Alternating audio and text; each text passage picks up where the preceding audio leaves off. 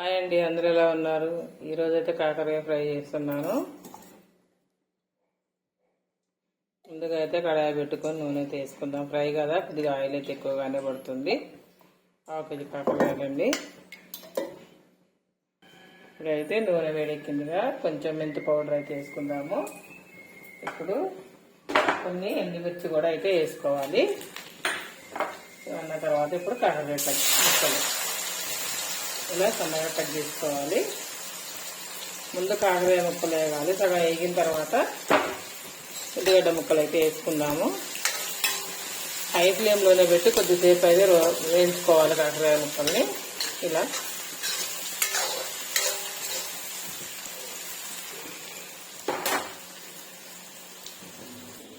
ముందుగా అయితే కొంచెం జీలకర్ర దంచుకుందాం. కాకరకాయలు వేగేసరికి కొన్ని ఎల్లిపాయలు కూడా,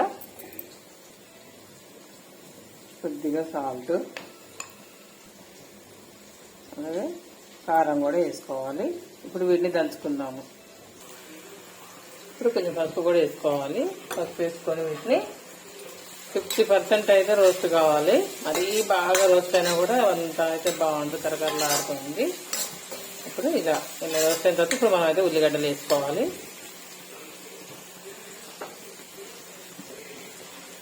చూసారా, ఇప్పుడు అవి ఇవి సేమ్ సమానంగా అయితే వేగుతాయి. ఇప్పుడు మనం దీన్ని వేయించుకుందాం. ఇలా అంతా హై పెద్దగా మంట అయితే పెద్దగానే పెట్టుకోవాలి.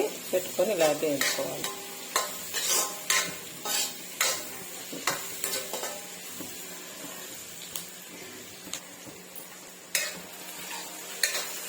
చూసారా అని చక్కగా అలా వేసాం కదా. ఉల్లిగడ్డ కూడా మాడకుండా అయితే సగం వరకు అయితే వేగింది. ఇంకొద్దిసేపు అయితే వేగనిచ్చుకుందాము. ఇలా కనుక చేసి పెట్టామనుకోండి, పిల్లలు కూడా అసలు ఒక్క ముద్ద కూడా వద్దు. చేదంటే ఉండదు, అంత బాగుంటుందండి. కాకపోతే కొంచెం ఉల్లిగడ్డలు అయితే ఎక్కువ వేసుకోవాలి. ఈ ఫ్రైకి ఉల్లిగడ్డలు వేసుకోవటం వల్ల చేదు అనేది అయితే అస్సలు ఉండదు. పిల్లలు కూడా బాగా ఇష్టంగా తింటారు. కాకరకాయ అంటే ఇష్టం లేని వాళ్ళు కూడా దీన్ని ఒకసారి ట్రై చేసి చూడండి, ఎంత ఇష్టంగా తింటారో. ఓకేనా, ఇంకా కొద్దిసేపు వేగనిద్దాము.